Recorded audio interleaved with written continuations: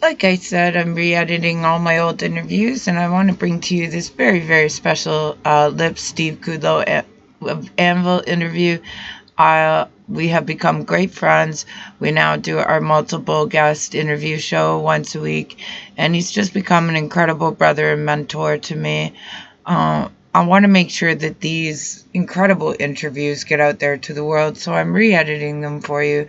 So stay tuned, grab your drink, your joint, your coffee, whatever it is that makes you mellow, and just sit back and enjoy a great interview with a humble heart. Kelly V.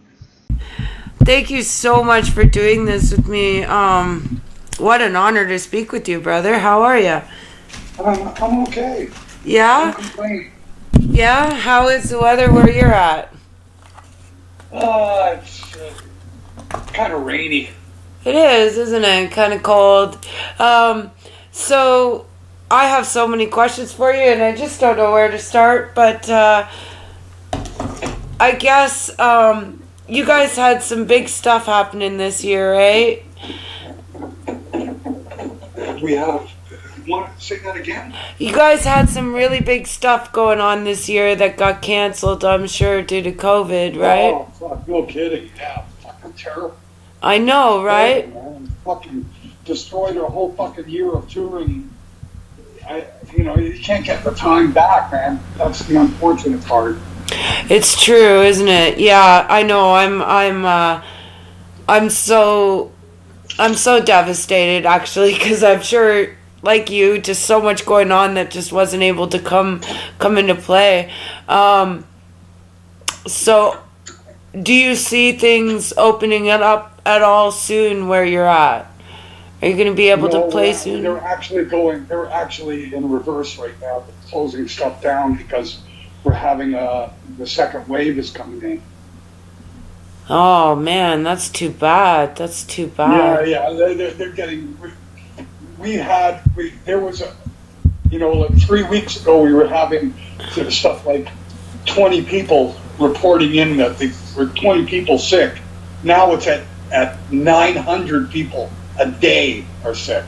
Wow. Yeah. So, and they just closed all the restaurants again. You can't eat indoors again. Wow. It sucks. What? Plain and simple. It sucks. It sucks really fucking bad.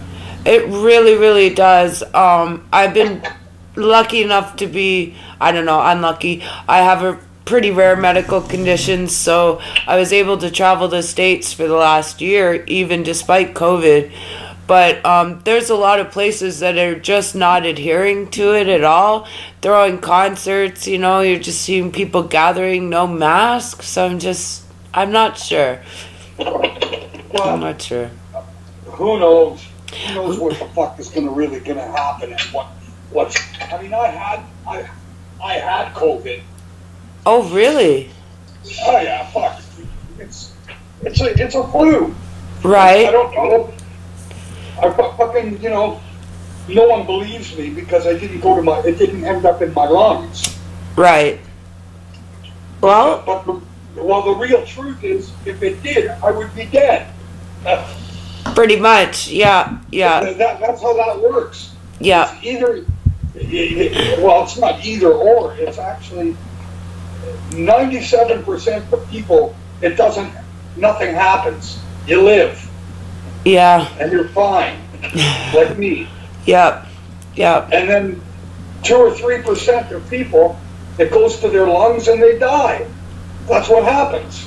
Yeah, it must be scary. I mean, but I am so glad that people are actually at home and kind of available for these interviews such as this, because otherwise you'd be out on the road and I'd never get to talk. Well, that's not completely true. Well, I do know about your projects this year, and I do know things would have been rocking and rolling, but we're gonna play an Anvil song for you here with Zombie Apocalypse, and I hope you enjoy it as much as I'm enjoying this. Stay tuned for the rest of the interview. Anybody who knows me knows that I battle some pretty unique rare disorders, one of which is called cataplexy with my narcolepsy, which leads me to have paralyzing bouts in parts of my entire body with extreme emotion. And I have to say, in preparation for this, during this episode and even after, it brought on a lot of happy attacks for me. So thank you so much for your patience. And brother, just thank you so much for doing this. What an honor. I'm very proud to be doing this always for rockmetaltalk.com, and I appreciate all the love and support out there. So we're going to get right back to that interview right now. No, I do lots of interviews from Rockn. It's 6.5 dozen of the other, you know. You do a lot of interviews, you do, and you just come across always as the most humble, friendly face ever. You know, so appreciated. I don't know if it must be who you are, but partly being Canadian, you know, we're pretty awesome. Yeah, it's partly being Canadian, I think it is, you know. Definitely. I don't, you know, I'm there's no ego or anything. I can give two shits. I do just because I love to do it, not because I'm looking to get patted on the back or be told that I'm great. I already know I'm great. I believe in myself. I don't need the constant affirmation of what I already know. You know what I mean? I do, but you are pretty great. There's no doubt about it. No doubt about it at all. Insecurity. People who've got big egos are insecure. Mm-hmm. Like Donald Trump. Yeah, well, you know, I'm not allowed to talk about politics on my show, dude, and trust me, after traveling the States, I so want to. Oh, Lord.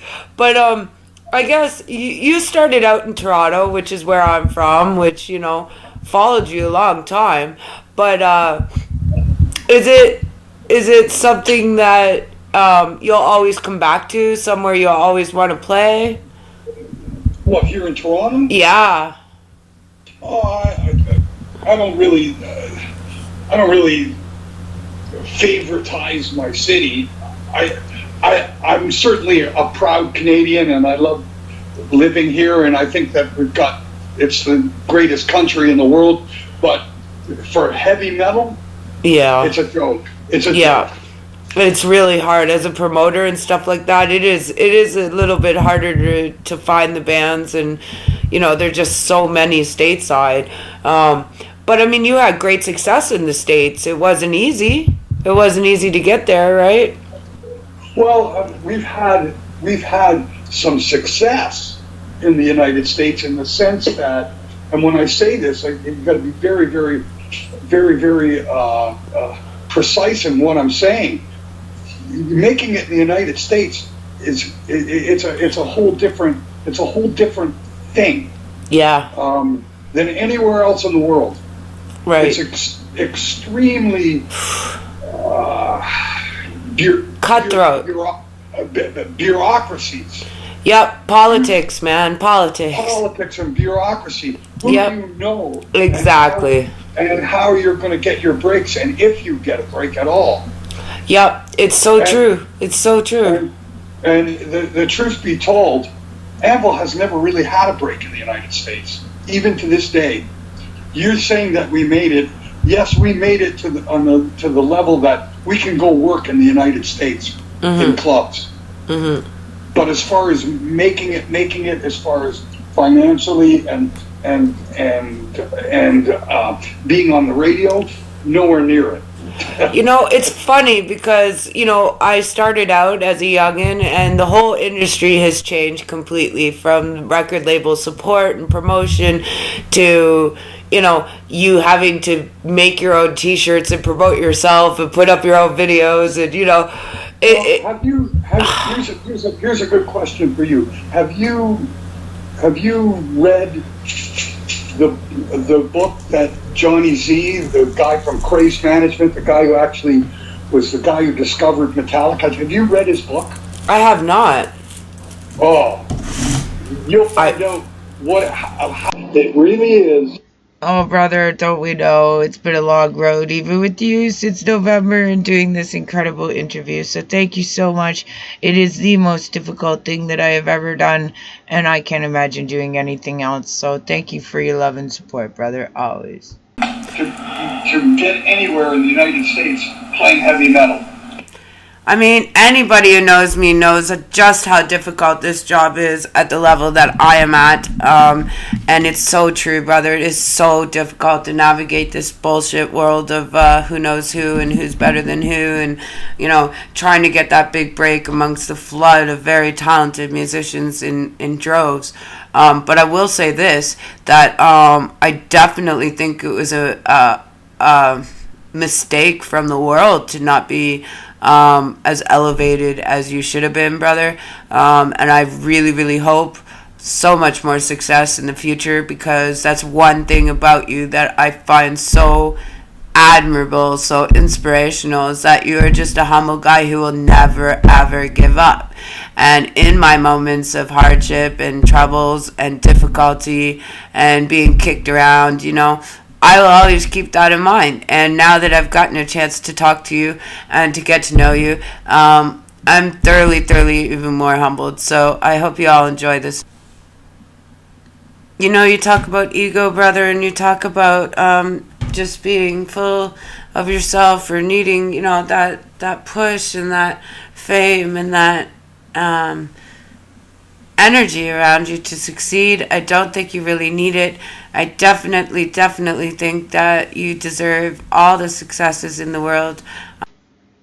We're going to get right back to that interview for you. Thanks you for listening through my rough edits of these. I just want to make sure that they are shared.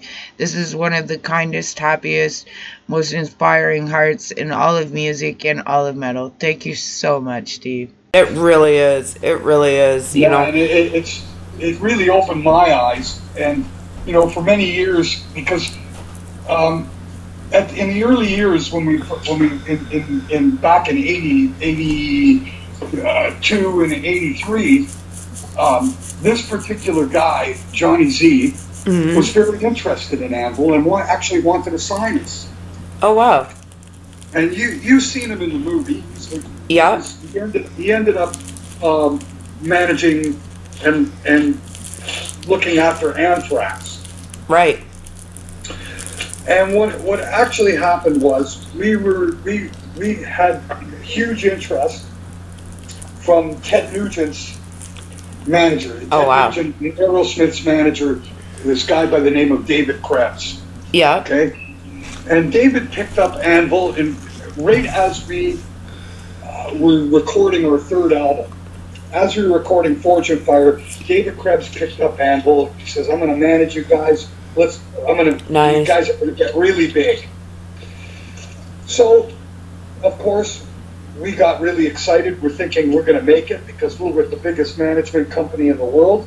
Yeah. The guy puts us on 5 shows with Aerosmith. Nice. We do 5 shows with Aerosmith. We blew the guy right away. Fucking up the band. Thought it was great. And as we climbed into the money, of course, he's going, "Okay, let's get your record deal." Okay, so by then this was our third album we had recorded for the company here in Canada, and he took the finished product to the labels, and they all loved the music. They thought it was great, but they wouldn't pay for it. Yeah. They wanted the 3 albums for free. What? That is awful. Oh my God. We'll pay you later. If they sell, we'll pay you, right? You don't do business like that. The music business doesn't work like that. You get an advance. Right, of course. Or you don't do the deal. You don't be fucking foolish. You don't give your music away and say, "Pay me later." You're never going to get paid. And this is what the bands I work with now are struggling to deal with, having to pay to be put on the radio or on media or on a tour. That goes without saying. That's just part and parcel of the whole thing. But what I'm talking about is much Deeper, yeah. Deeper, more nasty aspect of the business, in the sense that here we were on the verge of going to crack it big, and the labels won't take the music. They want it for free. That's unbelievable. So what happened was David Krebs, the manager, went to the head of the Canadian label that we were signed to and told them, drop Anvil. Wow. So hesitantly and begrudgingly, the label let us go. Right? Yeah. And then there's no record deal. So between 1983 and 1987, Anvil's not putting out records or touring. They're doing fuck all. Oh man, that must have broke you. Well, it killed all the momentum, right? Yeah. And once the momentum stops, even for a second, when you're in that rise, it can be really devastating. Yeah. Well, it killed all the momentum of the band. Yeah. Right. And if for those of you who don't know about the documentary is really what helped you make a huge comeback, right? Did you want to talk a little bit about that? Yeah, I mean, we can get into that too. But I mean, ultimately, and quite sadly, the way things ended up, of course, no record deal, right? I learned one lesson in this industry is that you can be the biggest heart, you could be the most capable, you could have the most award-winning, most original, most wonderful content in the universe, but this is a very, very difficult game to succeed in. And I just want to say this: it is through the inspiration of somebody like this that I know that just because you might be one person, just because you might be not a huge name, that it is possible to do great things. I just keep dreaming bigger and bigger, and everybody just keeps helping and helping. I have yet to try and figure out how to pull all these wonderful people together, but through inspiration by people like this, I will never give up trying. So thank you so much for that. We're going to get right back to the interview now, and I hope you're enjoying it. Kelly V. That was for 4 fucking years.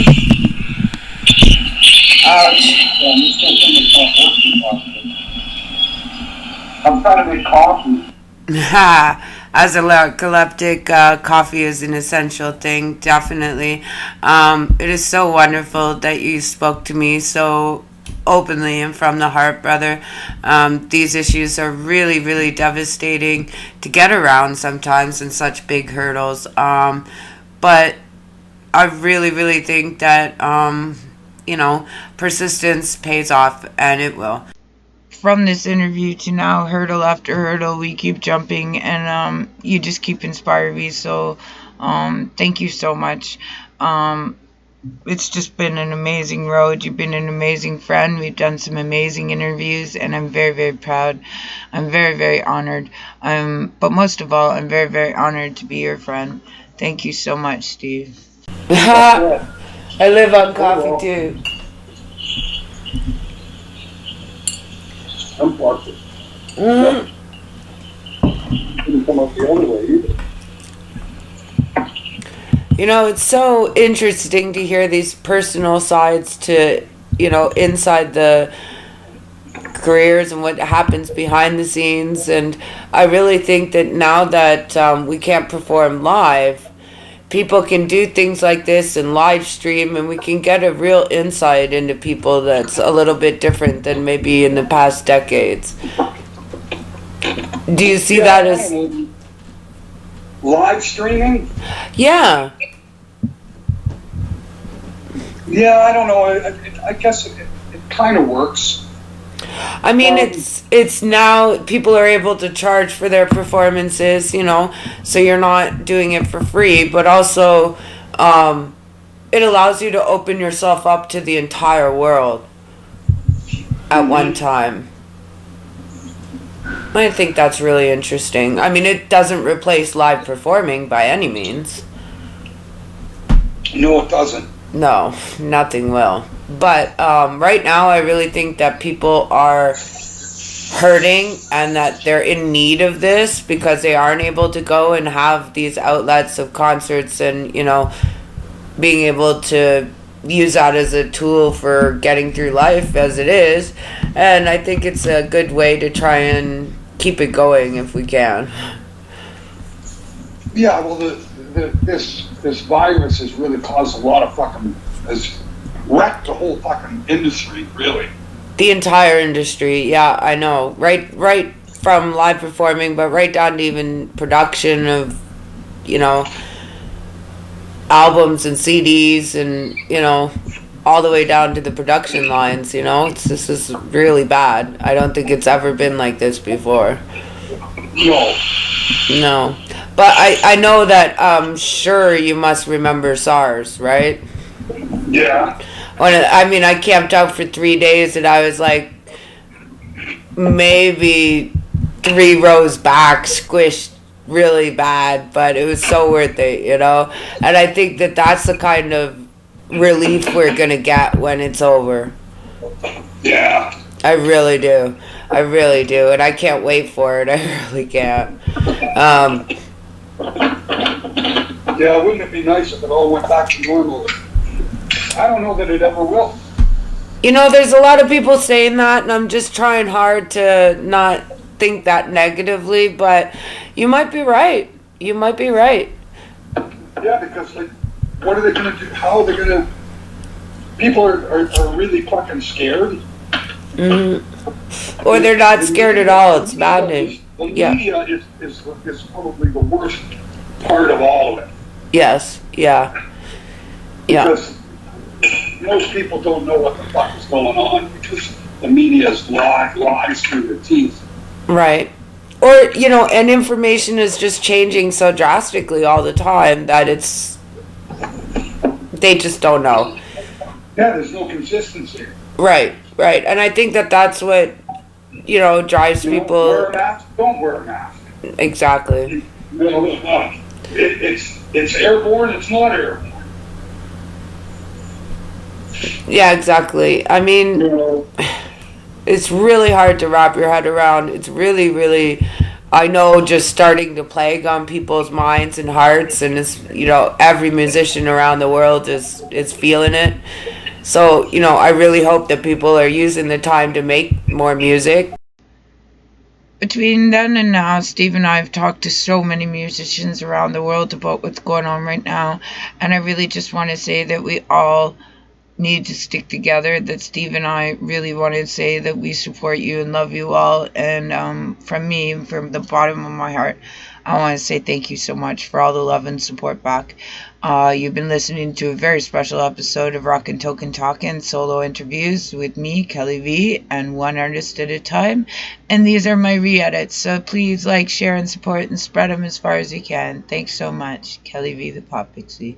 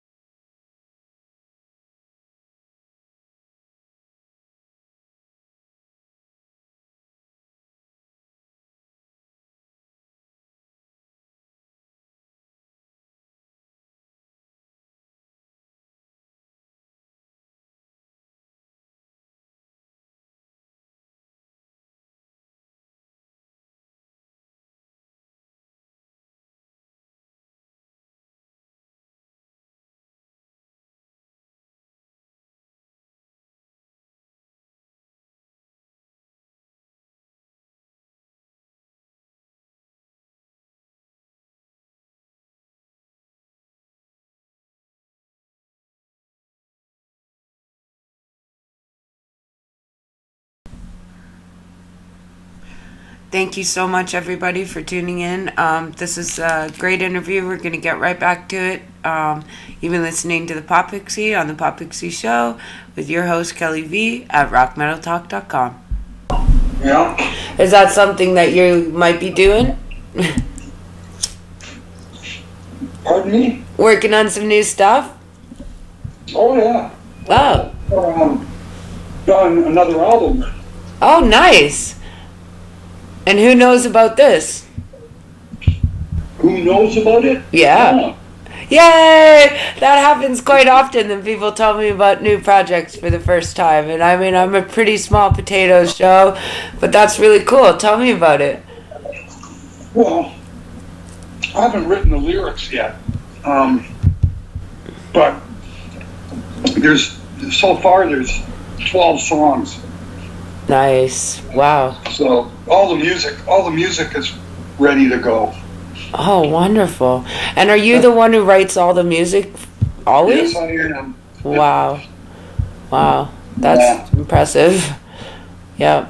What style would you say it's in your traditional style, or is it deviated at all? It's about as usual as we could possibly get. Awesome. I mean, it's totally Anvil. And nothing but. It's extremely. It's just more. Yeah, I like it. I mean, that's the best way to describe it. It's like, how would you describe the new AC/DC album? Exactly. Just like that. That's brilliant. More. Yeah.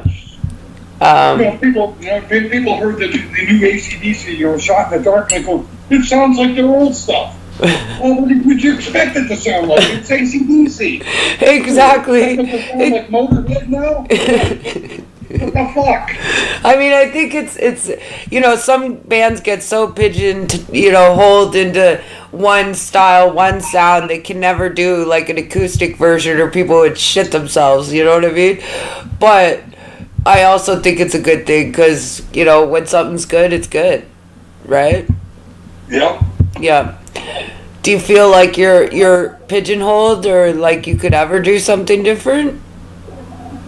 I have no intention of being different. Right on. Right on. It's hard enough to be yourself. Never mind to be someone else. Great advice. That is freaking beautiful. I like it. No. I mean that's the truth of it. If you can't be yourself, who are you going to be? And what are you going to be?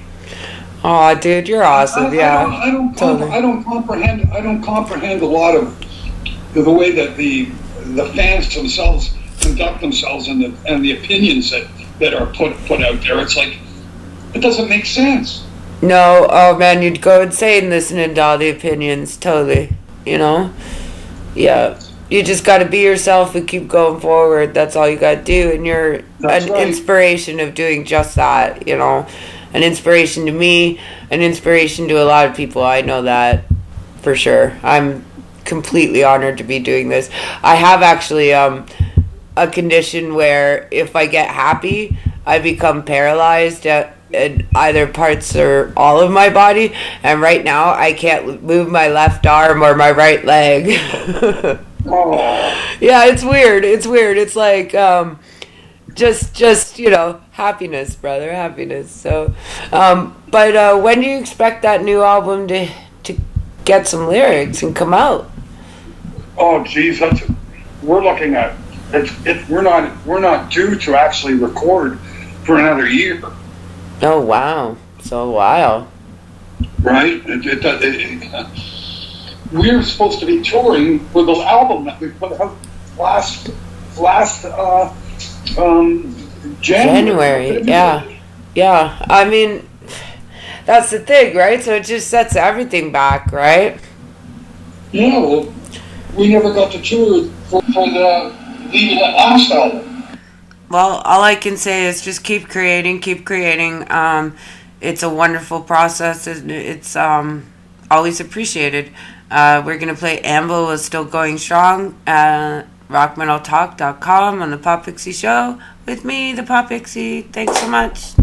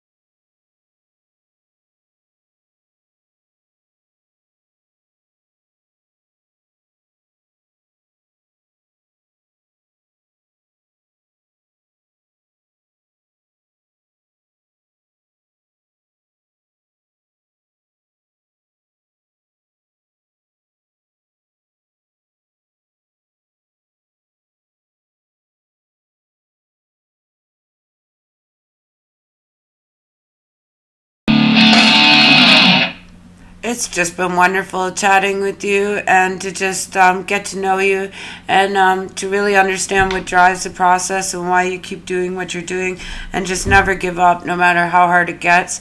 I know I'm thoroughly inspired now to keep doing what I'm doing, though it's never easy. And it seems like you understand it all. So I really, really appreciate you doing this with me. I really, really, really look forward to having it get out there. Rockmetaltalk.com appreciates it. Everybody does, brother. So thank you so much. And I think you'll all agree that he is one of the most humble faces of metal there is and deserves all the success in the world. Thanks so much, brother. Oh, wow. So, I'm here, we're going to put out another album, and then it's like... It's all messed up. It's all messed up. It's all messed up, and it's crazy, you know, and Rob is really nuts. He's going, let's write 2 albums worth. I go, you haven't even... The one that we just finished writing now isn't coming out for probably another year and a half.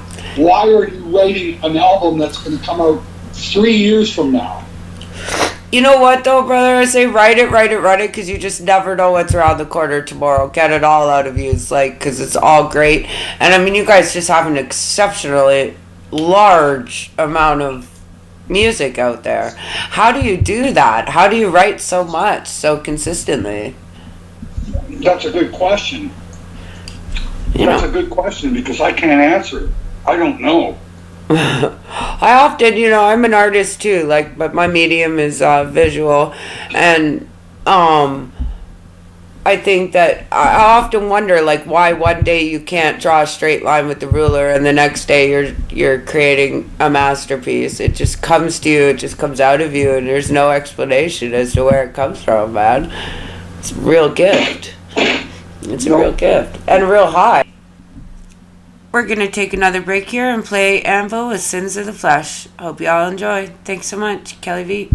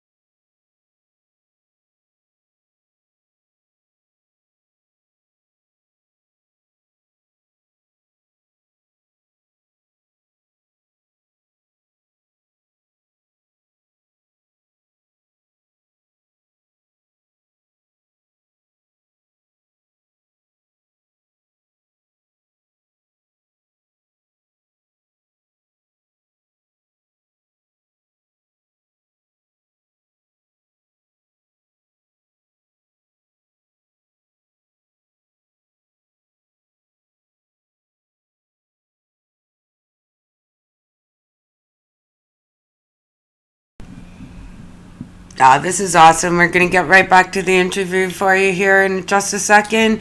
You've been listening to Kelly V, the Potpixi at rockmetaltalk.com. Thanks, everybody, so much for supporting. It's really, really appreciated all the way around. We're going to get right back to it right now. You know?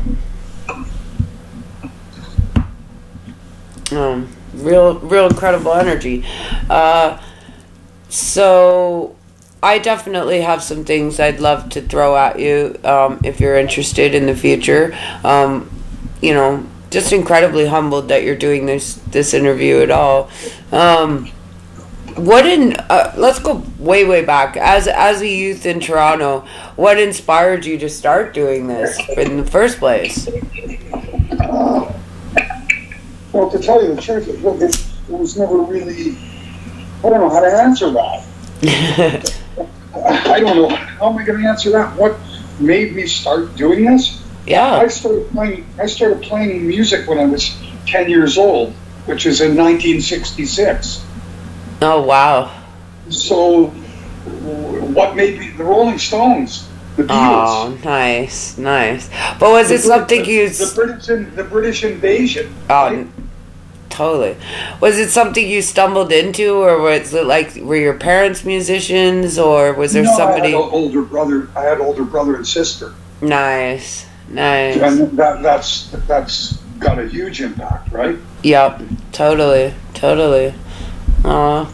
So, you know, I'm curious what your favorite place to play was, either locally or abroad, in Toronto or abroad. I don't know that I have a favorite place in Toronto that I play. No? No, not really.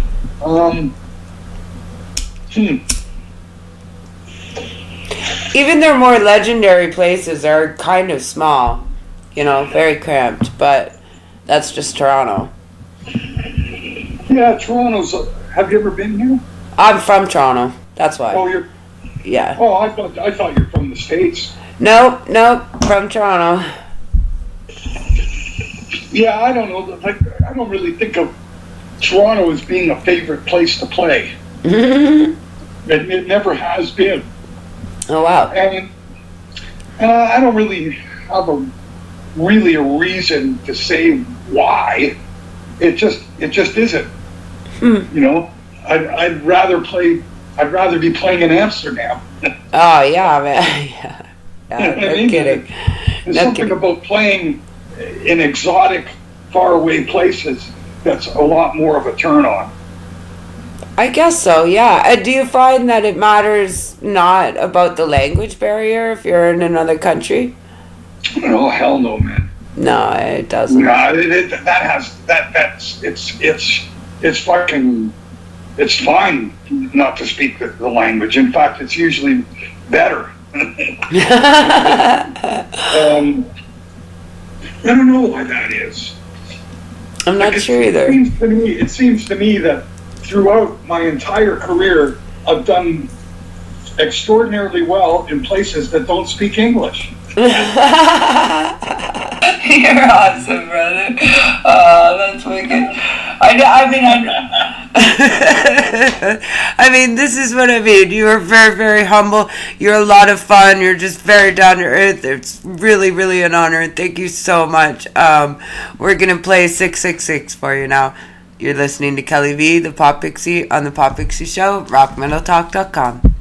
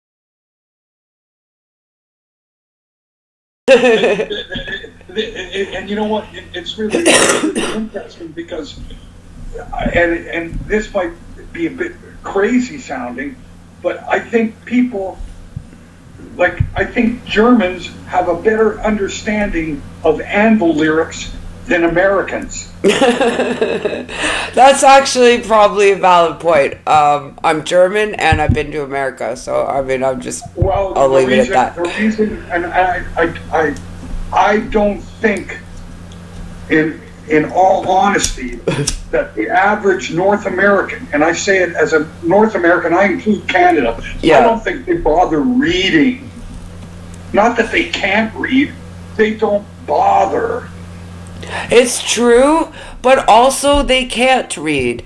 I mean, No, well, as an example, Rob has done stuff on Facebook just recently, where he puts a picture of, let's say, of the Forge and Fire album up on the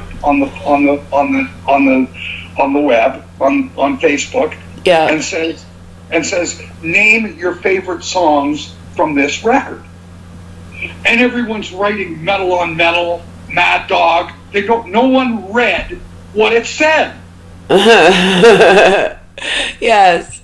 You're naming off all the fucking tunes from all the other albums. Everybody ignored what the post said. Exactly, no one man. reads what it says. Exactly. My friend teaches English in a video game design program, and on day one, more than half the class will misspell writing 101. Like, this is what, our youth, our generations are coming to, It's mental. It's mental. But that's funny. That's funny. It's almost disrespectful in a way, Yeah. But I think that I really want to make a big push and bring Canadian metal to the forefront, to bring it to a lot of my listeners as well, maybe who aren't familiar in America, because I was there for the last 5 years, and it's where I started the show, and where most of my musicians and friends and people are out there. But there's been some exceptional bands over the years from Canada, but it is a lot harder to get recognized coming from here, for sure. Yeah, but the reading fucking aspect is probably the most frustrating aspect to me. Like, it really, really, really, I find that so fucking bad. Oh, wow. Chatting the frustrations of youth and the ABCs with Lips. Thanks so much for tuning in to the Potpixi Show at rockmetaltalk.com. We're going to hit you up with another Anvil song right now. This is Fuel for the Fire.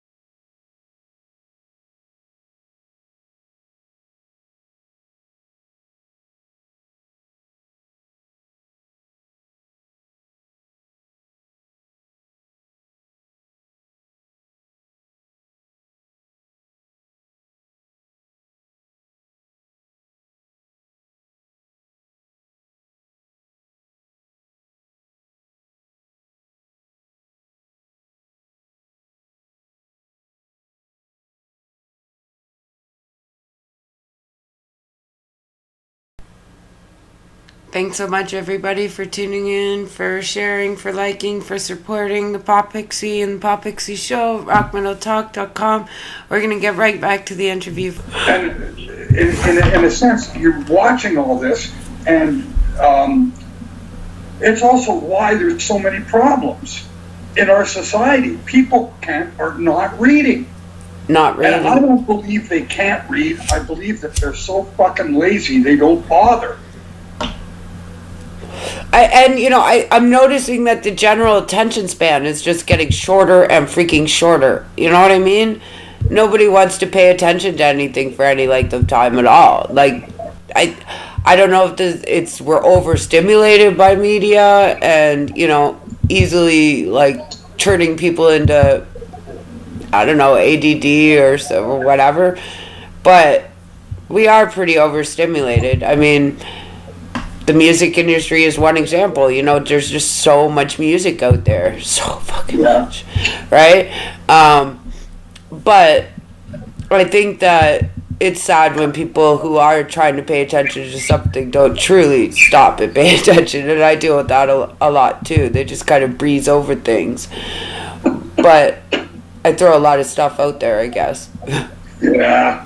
Yeah. It's pretty fucking crazy, man. It is. Do you have anything planned for the holidays coming up?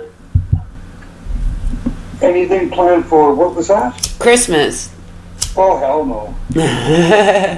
No? Man. There's nothing going on, man. But we're lucky we can leave. We're lucky if we can leave the fucking house. Oh. I know. I was in Toronto right as COVID hit in March. And, I flew in for medical treatment, and on the way there, on my plane ride, the medical place closed, and where I was staying shut down, and, I just kind of arrived blindly and watched the city just, like, shut down freakishly fast. Very scary, very scary. I'm sad it's going back to that state. Creates a lot of panic and stress. But, just seeing empty shelves in grocery stores for the first time in my life. Right. Such a shock, Not only empty shelves at the grocery stores and in places of retail, but empty pocketbooks in our musicians. Such a sad time right now, and I'm so glad we're all coming together to support each other. This is part of the interview where I unfortunately went into some severe episodes and I had to stop. I appreciate it completely. I do so hope that you'll do me the honor of a part 2, because there is just so very much Anvil music to go over. But we're going to leave you with Anvil, You Get What You Pay For. Thanks so much, everybody, for tuning in, supporting rockmetaltalk.com and me, the Potpixi, on the Potpixi Show. Love you all so very, very much.